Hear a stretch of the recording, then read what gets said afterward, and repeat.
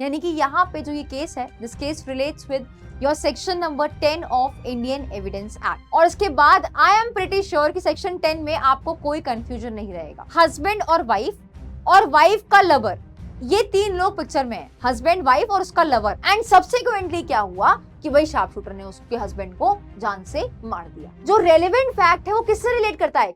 Hello everyone, welcome to judiciary by PW. I am Shami Shrivastava और हम continue करेंगे अपनी लैंडमार्क जजमेंट की ये सीरीज। और आज के इस पर्टिकुलर सेशन में हम डिस्कस करेंगे एक landmark judgment Indian evidence act से। केस का नाम है आपका मिर्जा अकबर वर्सेस एम्परर। ये केस कॉन्स्पिरेसी से जुड़ा हुआ है, यानी कि यहाँ पे जो ये केस है, this case relates with your section number 10 of Indian evidence act. So आज के इस पर्टिकुलर सेशन में हम डिस्कस करने वाले हैं केस के फैक्ट्स को जानेंगे, ठीक है। साथ में हम इस केस के में क्या कंटेंशंस थी पार्टी की, कोर्ट ने क्या यहाँ पे ऑब्जर्व किया, ये सारी चीजें हम आज के इस पर्टिकुलर सेशन में डिस्कस करने वाले हैं। यानी कि conclusion, decision, ratio decidendi, everything, each and everything इस पूरे केस का हम डिस्कस करेंगे। इस केस के बहुत ही ज्यादा इंटरेस्टिंग फैक्ट्स हैं। तो केस के फैक्ट्स जिस तरीके से हैं, और साथ में आज फैक्ट्स के अलावा हम जो है सेक्शन 10 को भी बेहतरीन तरीके से समझेंगे। और इसके बाद आई एम प्रिटी श्योर कि सेक्शन 10 में आपको कोई कंफ्यूजन नहीं रहेगा। और सेक्शन 10 की अगर मैं भारतीय साक्ष्य अधिनियम में बात करूं तो सेक्शन 8 भारतीय साक्ष्य अधिनियम का बिल्कुल एग्जैक्टली सेम है सेक्शन 10 के साथ जो आपका इंडियन एविडेंस एक्ट में दे रखा है। अब केस के कुछ फैक्ट्स इस तरीके से हैं कि यहां पर हस्बैंड और वाइफ का लवर, ये तीन लोग पिक्चर में है, हस्बैंड, वाइफ और उसका लवर पिक्चर में है। अब वाइफ ने अपने लवर के साथ कॉन्स्पिरेसी करी कि मैं अपने हस्बैंड को मैं अपने हस्बैंड को मारना चाहती हूं और फिर मैं तुमसे शादी करना चाहती हूं। अब यहाँ पे इस कॉन्स्पिरेसी को रचने में, ये षड्यंत्र रचने में वाइफ ने कुछ अपने प्रेमिका को, आई वुड से लवर को, लेटर्स लिखे। अब वो लेटर्स जो लिखे हैं, क्या उससे कॉन्स्पिरेसी आप प्रूव कर सकते हो? This is the question before the court of law. Now case की एक बार फैक्ट्स डिटेल में पढ़ लेते हैं। तो यहाँ पे प्रोसिक्यूशन का ये एलिगेशन है दैट मेहर तेजा अक्सर अली की बीवी, अली अक्सर की बीवी मेहर तेजा है, ठीक है। तो मेहर तेजा का अफेयर चल रहा है, ठीक है, और उनके लवर है यहाँ पे मिर्जा अकबर। तो यहाँ पे मेहर का मिर्जा अकबर के साथ अफेयर चल रहा है और मेहर और मिर्जा ने आपस में कॉन्स्पिरेसी करी है, कॉन्स्पिरेसी की है कि हम जो है उसके हस्बैंड अली अक्सर की जान ले लेंगे, उसकी मौत, उसको जो है उसका मर्डर करेंगे, राइट। सिंपल से फैक्ट्स है यहाँ पे प्रोसिक्यूशन ने फर्दर ये एलर्ज किया कि जो अली अक्सर की वाइफ मेहर है और मिर्जा अकबर हैं, उन्होंने एक शार्प शूटर भी हायर किया। उन्होंने अपने पति की जान लेने के लिए बेसिकली दोनों ने मिलके एक शार्प शूटर हायर किया जिसका नाम है यहाँ उमर शेर। अब इस शार्प शूटर ने बेसिकली उसको शूट कर दिया और इस केस में अली अक्सर की जान चली गई, डेड, मर्डर हो गया, ठीक है, शार्प शूटर ने मार दिया। अब शार्प शूटर जो उमर शाह है, उसका कोई मोटिव नहीं था, उसको तो भाई पैसे मिले थे, उसने मार दिया उसको, अली अक्सर को जान से, राइट, उसके हस्बैंड को मार दिया। अब जो यहाँ पे लवर है यानी कि जो मिर्जा अकबर है, वहां पे पहुंचता है, उस स्पॉट पे पहुंचता है, वो कुछ माइल्स अवे कुछ काम कर रहा होता है और वो स्पॉट पे पहुंचता है और वहां पे ये प्लीड करता है कि जो शूटर है उमर शेर इज इनोसेंट, कि भाई वो इनोसेंट है। बट यहाँ पे जो वाइफ होती है मेहर तेजा, मिर्जा अकबर जो उसका लवर है, और उमर शेर, उनको बेसिकली प्रोसिक्यूट कर दिया जाता है for murder and conspiracy to murder, ठीक है। तो केस के फैक्ट्स बहुत ही सिंपल है कि भाई हस्बैंड, वाइफ और उसका लवर पिक्चर में है। वाइफ और लवर ने प्लान किया कि मैं अपने हस्बैंड का मर्डर करूंगी। उसके लिए दोनों ने मिलके, यानी कि जो लवर है और वाइफ ने मिलके एक शार्प शूटर को हायर किया, उससे उसको गोली मरवा दी। जैसे ही उसको गोली मारता है वो मर जाता है। वो स्पॉट पे पहुंचता है, कौन? उसका लवर मिर्जा अकबर, और वो ये कहता है कि उमर शेर तो इनोसेंट है, उसने कुछ नहीं किया है। लेकिन इस पर्टिकुलर केस में इन तीनों को ही प्रोसिक्यूट कर दिया जाता है for the offence of murder and for conspiracy. Now जो एक्यूज पर्सन है उसके खिलाफ एविडेंसेस क्या क्या है? Now the principal evidence of conspiracy between the wife यानी कि Mehar Teja and her lover Mirza Akbar comprised certain letters. अब इस कॉन्स्पिरेसी, जब ये साजिश रची जा रही थी, जब ये षड्यंत्र रचा जा रहा था, तो इस टाइम पे इन्होंने कुछ लेटर्स आपस में एक्सचेंज किए, जहां पे वो लेटर्स एक्सप्रेसली शो कर रहे हैं कि वो आपस में बेइंतहा प्यार करते हैं, ठीक है, और उनकी इच्छा है कि वो कैसे तैसे अली अख्तर से छुटकारा पाएं और फिर वो आपस में एक दूसरे से शादी कर लें। और इसके लिए उन्होंने पैसों का जुगाड़ करके एक शार्प शूटर शार्प शूटर को हायर भी कर लिया कि भाई मैं अपने हस्बैंड को गोली मरवा दूंगी। एंड सब्सिक्वेंटली क्या हुआ कि भाई शार्प शूटर ने उसके हस्बैंड को जान से मार दिया। तो ये सारी चीजें बेसिकली एक लेटर में लिखी जा रही थी, एक दूसरे को ये आपस में लेटर भेज रहे थे कि यार मैं उसे पाना चाहती हूँ और वो मर जाएगा तो मैं तुमसे शादी कर लूंगी। ये सारी बात बेसिकली लेटर में एक दूसरे को ये लिख रहे थे, ये एविडेंस है बेसिकली। नाउ दूसरा एविडेंस यहाँ पे ये है कि जो ये मेहर तेजा है, यानी कि जो वाइफ है बेसिकली, उन्होंने स्टेटमेंट दिया मजिस्ट्रेट के सामने आफ्टर, ध्यान से देखना, after they had arrested on the charge of conspiracy. तो अब इस बात को ध्यान से सुनना, मैं इसको आपको एक्सप्लेन करूंगी, जब सेक्शन 10 को एक्सप्लेन करूंगी तो इस पर्टिकुलर पॉइंट को मैं दोबारा से हाईलाइट करूंगी, इसलिए ध्यान से समझ लो इसे अभी, कि यहाँ पे कॉन्स्पिरेसी का चार्ज लगने के बाद मेहर ने मजिस्ट्रेट के सामने जो है कुछ स्टेटमेंट दिए, मजिस्ट्रेट को बेसिकली कुछ स्टेटमेंट दिए, ठीक है। तो ये दो एविडेंसेस हैं इस पर्टिकुलर केस में एक्यूज पर्सन के खिलाफ। अब लीगल इशू ये है कि ये जो स्टेटमेंट है ये किस हद तक बेसिकली रेलेवेंट है, किस हद तक ये रेलेवेंट है under section 10 of Indian evidence act. अब सेक्शन 10 कहता क्या है? सेक्शन 10 क्या एक्सप्लेन करना चाहता है कि भाई सेक्शन 10 में कुछ एसेंशियल एलिमेंट्स बताए गए हैं आपके। सबसे पहले ये समझो कि section 10 of Indian evidence act आपका, ये इसकी जो बेसिक अंडरलाइंग प्रिंसिपल है इसकी, वो आर वर्सेस ब्लेक वाले केस में आया है। अब आर इस पर्टिकुलर केस में बहुत सारे केसेस में देखा होगा, रेक्स हो गया, रेक्स वर्सेस गोविंदा हो गया, क्राउन से डिनोट होता है, कभी कभी क्वीन से डिनोट होता है, एम्पेरर से डिनोट होता है। हमारे यूएस सिस्टम में बेसिकली इस तरीके से डोनेट किया जाता है, तो स्टेट की तरफ से ये सारे वर्ड्स बेसिकली यूज किए जाते हैं। इस केस में भी केस का नाम है Mirza Akbar versus emperor, right. तो आर इन सारे वर्ड से बेसिकली डिनोट होता है। तो आर वर्सेस ब्लेक से ये प्रिंसिपल ऑफ एजेंसी यानी थ्योरी ऑफ एजेंसी निकल के आया, जिसपे ये सेक्शन 10 की का बेसिक प्रिंसिपल है।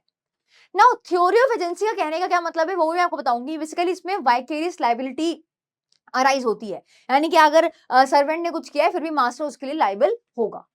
अब यहाँ पे सेक्शन 5 से लेके 55 तक इंडियन एविडेंस एक्ट का क्या कहता है?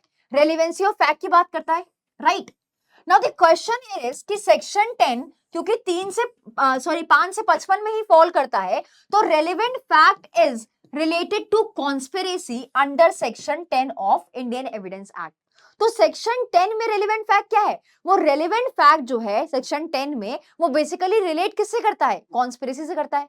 कॉन्स्पिरेसी क्या है? जब आपने कोई षड्यंत्र रचा है, षड्यंत्र रचा है मतलब अगर मैं इसको उसमें बताऊं तो ये आपका आईपीसी में भी डिफाइन कर रखा है, उसके डिटेल में हम नहीं जा रहे हैं, बट अगर आपको सिर्फ लेमैन टर्म में बताऊं कि कॉन्स्पिरेसी का मतलब क्या है, कि भाई जब दो या दो से ज्यादा लोग आपस में एग्री करते हैं कि वो कोई इलीगल एक्ट करेंगे या वो कोई ऑफेंस कमिट करेंगे या फिर कोई लीगल एक्ट करेंगे लेकिन इलीगल मीन से करेंगे, राइट। तो that is what is conspiracy. कि आपने षड्यंत्र रचा है कि भाई हाँ चलो बैंक लूट के आते हैं, चलो उसका मर्डर करते हैं, दो या दो से ज्यादा लोगों ने आपस में एग्री किया है कि हाँ let's do this illegal act, right, that is what is conspiracy. अब सेक्शन 10 में जो रेलेवेंट फैक्ट है वो किससे रिलेट करता है? कॉन्स्पिरेसी से रिलेट करता है। This is the first point जो आपको पता होनी चाहिए, राइट। नाउ यहाँ पे फैक्ट जो है वो रेलेवेंट होगा सेक्शन 10 में सिर्फ दो पर्पस के लिए। फैक्ट सेक्शन 10 में रेलेवेंट माना जाएगा सिर्फ दो पर्पस के लिए। पहला पर्पस कि कॉन्स्पिरेसी जो है वो एग्जिस्ट करनी चाहिए, यानी कि कॉन्स्पिरेसी होनी चाहिए, दो या दो से ज्यादा लोगों ने षड्यंत्र रचा होना चाहिए, कॉन्स्पिरेसी एग्जिस्ट कर रही है, तब ये फैक्ट आपका रेलेवेंट होगा सेक्शन 10 में। और दूसरा, जो पार्टी है, ठीक है, जो पार्टी है केस में, यानी कि जो को कॉन्स्पिरेटर है वो कॉन्स्पिरेसी में पार्टी होना चाहिए। Person should be party to the conspiracy. जिस पर्सन ने ये स्टेटमेंट दिया है, यानी कि जो स्टेटमेंट बेसिकली जिसकी बात हो रही है यहाँ पे, या स्टेटमेंट हो या फिर मान लो कुछ भी कहा हो, कुछ भी लिखा हो, कुछ भी किया हो in reference to common design, in reference to common intention basically, right? तो उस पर्टिकुलर केस में वो आपका रेलेवेंट होगा सेक्शन 10 में, जब वो पर्सन जो है उस कॉन्स्पिरेसी का भागीदार होगा, यानी कि हिस्सेदार होगा। अगर उस पर्सन ने पार्टिसिपेट किया है कॉन्स्पिरेसी में, तभी उस पर्सन का स्टेटमेंट या कुछ भी उसने लिखा है, कुछ भी किया है, तो ही रेलेवेंट होगा सेक्शन नंबर 10 में। तो सबसे पहला कैच क्या है सेक्शन 10 का, कि फैक्ट सेक्शन 10 में रेलेवेंट फैक्ट तब कहलाएगा जब कॉन्स्पिरेसी एग्जिस्ट कर रही हो, और दूसरा जो पर्सन है बेसिकली वो कॉन्स्पिरेसी में पार्टिसिपेट कर रहा हो, पार्टी हो कॉन्स्पिरेसी में। ठीक है, पहली बात। नाउ नेक्स्ट इज कि what is relevant fact section 10 में।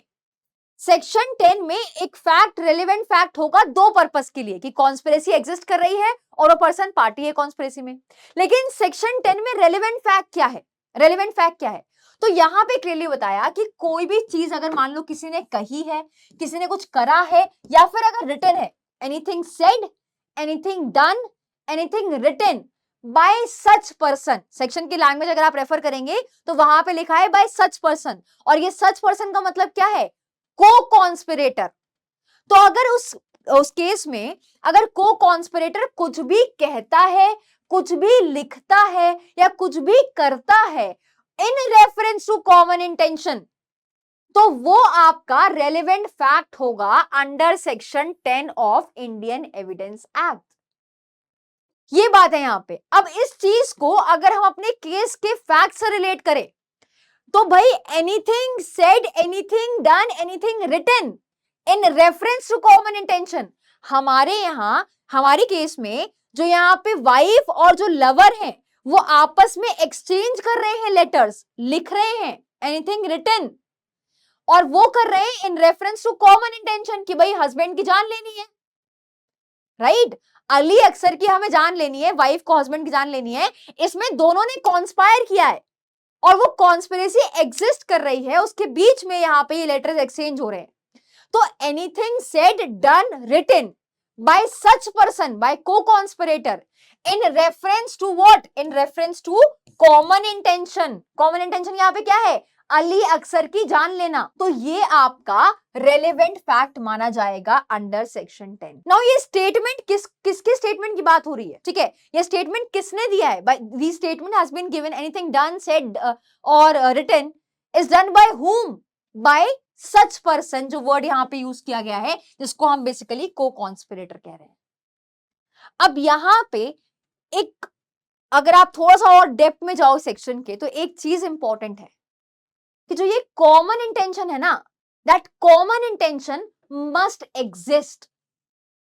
वो कॉमन इंटेंशन एग्जिस्ट करनी चाहिए in reference to common intention, और वो कॉमन इंटेंशन आपकी एग्जिस्ट भी करनी चाहिए, तभी वो फैक्ट आपका रेलेवेंट फैक्ट होगा अंडर सेक्शन 10। फॉर एग्जांपल, अगर मैं सेक्शन 10 को पॉइंटर्स में कर दूं, तो सबसे पहले जब हम इंडियन एविडेंस एक्ट में रेलेवेंसी ऑफ फैक्ट की बात करते हैं माय डियर, सेक्शन 10 में कौन सा फैक्ट रेलेवेंट होगा? तो वो फैक्ट जो है वो रेलेवेंट फैक्ट होगा अगर वो रेलेवेंट फैक्ट दो पर्पस के लिए, पहला कि भाई कॉन्स्पिरेसी एग्जिस्ट करती है, दूसरा कि वो पार्टी है उस कॉन्स्पिरेसी का। और कौन सा फैक्ट रेलेवेंट फैक्ट होगा?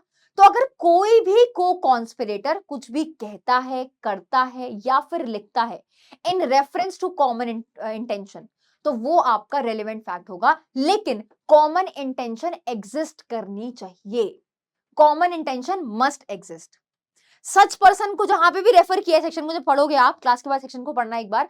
सच पर्सन का मतलब वहां पे को कॉन्स्पिरेटर है। अब ऐसा तो नहीं है कि कोई भी कुछ कहेगा, करेगा, लिखेगा तो आप सबको उसको मान लोगे, उन स्टेटमेंट्स को रेलेवेंट फैक्ट मान लोगे, ऐसा तो नहीं है, राइट? तो इसलिए यहां पे एक लिमिट लगाई गई। वो लिमिट क्या है? कि एनीथिंग सेड, डन और written in reference to common intention, यानी कि in reference to common intention जो है ना, ये बेसिकली आपकी एक लिमिट है, एक लिमिट लगा दी है कि अगर कॉमन इंटेंशन के रेफरेंस में कही है कोई भी चीज, या करी है कोई भी चीज, या लिखी है कोई भी चीज, तो वही आपकी रेलेवेंट फैक्ट मानी जाएगी। लेकिन कॉमन इंटेंशन का एग्जिस्ट होना जरूरी है। और ये कोई भी चीज लिखी है, करी है, किसने करी है? को कॉन्स्पिरेटर ने करी है। को कॉन्स्पिरेटर ने कुछ भी कहा है, लिखा है या फिर कुछ भी किया है, तो वो बेसिकली आपका रेलेवेंट होगा सेक्शन 10 में। नाउ यहाँ पे एक टाइम फ्रेम दे रखा है कि भाई कब से कब तक रेलेवेंट होगा। Now this is your second issue. This is your second evidence जो दिया गया था एक्यूज पर्सन के खिलाफ, ठीक है। अब यहां पे फॉर एग्जाम्पल इस पर्टिकुलर पॉइंट पे इंटेंशन को फेम किया, इंटेंशन जो है आपकी यहां पे फॉर्म हुई है, मैं दूसरे कलर का पेन यूज कर लेती हूं, ठीक है। यहां पे इस पॉइंट पे इंटेंशन जो है वो आपकी फॉर्म हुई है। अब इंटेंशन क्या फॉर्म हुई है कि हम एक बैंक को लूटेंगे, चलो हम एक बैंक को लूटेंगे, ठीक है। अब यहां पे इस पॉइंट पे इंटेंशन खत्म हो गई, यानी कि बैंक को लूट लिया, ऑब्जेक्ट जो है वो बेसिकली अटेन हो गया, ठीक है। यहां पे इंटेंशन फॉर्म हुई थी, यहां पे इंटेंशन खत्म हो गई, खत्म हो गई मतलब क्या है कि आपने अपना ऑब्जेक्ट अचीव कर लिया। अब इस पॉइंट पे आपका इंटेंशन खत्म हो गया है। अब इस दौरान कुछ भी कहा है, कुछ भी लिखा है, कुछ भी किया है किसी भी को कॉन्स्पिरेटर ने, तो वो रेलेवेंट होगा अंडर सेक्शन 10, ठीक है। तो यहां से लेके इस पूरे बीच में anything said, anything written, anything done by such person will be relevant, will be relevant, relevant fact होगा आपका under section 10 of Indian evidence act, ठीक है। तो ये है आपका सेक्शन नंबर 10 जो बात करता है कि एनीथिंग सेड, डन और written in reference to common intention, तो उस पर्टिकुलर केस में वो फैक्ट बेसिकली आपका रेलेवेंट होगा। तो कौन सा फैक्ट रेलेवेंट होगा? वो फैक्ट जहां पे किसी भी को कॉन्स्पिरेटर ने कुछ भी कहा है, कुछ भी लिखा है, कुछ भी किया है in reference to common intention, ठीक है। कॉमन इंटेंशन एग्जिस्ट होनी चाहिए, एग्जिस्ट कर रही हो वो कॉमन इंटेंशन, और यहाँ पे दो पर्पसेस के लिए रेलेवेंट फैक्ट है। पहला कि भाई कॉन्स्पिरेसी एग्जिस्ट करती है इसको प्रूव करने के लिए, दूसरा उस पर्सन का पार्टी होना चाहिए उस कॉन्स्पिरेसी में। नाउ इस केस में फोर्ट ने फर्दर क्या ऑब्जर्व किया। अब अगर आप सेक्शन 120 ए को देखोगे आईपीसी के, तो यहाँ पे आपका कॉन्स्पिरेसी डिफाइंड है। ये कहता है when two or more person agree to do or cause to be done an illegal act or an act which is not illegal but उसको किया इलीगल मीन्स के द्वारा यह है, तो such an agreement is designated as criminal conspiracy, इसको हम criminal conspiracy कहते हैं। सेक्शन 10 क्या कहता है? सेक्शन 10 ये रेलेवेंसी ऑफ फैक्ट की बात करता है। सेक्शन 10 कहता है कि things said done by conspirators regarding a common design is, जो बात वो बेसिकली आपका रेलेवेंट होगा। तो अगर कोई भी चीज कही गई है, करी गई है, ठीक है, या कोई चीज लिखी गई है कॉन्स्पिरेटर द्वारा in respect of what, the common design, common intention के रेफरेंस में, तो वो आपका फैक्ट रेलेवेंट फैक्ट होगा under section 10 of Indian evidence act. तो ये क्रिमिनल कॉन्स्पिरेसी की रेलिवेंसी की बात करता है section 10। I hope section 10 clear हो गया होगा आपको, राइट। अब कोर्ट ने यहां पे दोनों सेक्शन को रेफर करते हुए कोर्ट ने क्या कहा यहां पे, that admissions of evidence related to act outside the period of conspiracy is irrelevant. ध्यान से सुनना, टाइम फ्रेम जो मैंने बताया था आपको, टाइम फ्रेम क्या बताया था मैंने कि भाई अगर इंटेंशन फॉर्म करी है और इंटेंशन सीज हो गई है, इसके बीच में आपने कुछ भी कहा, कुछ भी लिखा, कुछ भी किया कॉन्स्पिरेटर ने, तो वो आपका रेलेवेंट होगा अगर in furtherance of common in reference to common intention है तो, राइट। लेकिन एक बार कॉन्स्पिरेसी खत्म हो गई है, कॉन्स्पिरेसी का एग्जिस्ट करना जरूरी है, कॉन्स्पिरेसी खत्म हो गई है तो फिर वो स्टेटमेंट आपका इररेलेवेंट होगा।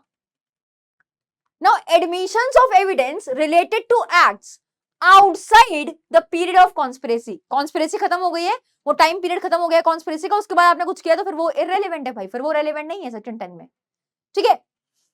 This is very clear with section 10 that things said, done और written will be relevant only then when the such intention was first entertained by any one party in the conspiracy। तो यानी कि तभी relevant होगा जब आपका intention आपने frame किया है, जब वो पहली बार इंटरटेन किया है किसी कॉन्स्पिरेसी की, किसी दूसरी पार्टी ने उसको पहली बार आपके इंटेंशन को जब इंटरटेन किया है तभी वो रेलेवेंट माना जाएगा। This is very clear. The things said, done और written are not relevant are not relevant when the conspiracy is over.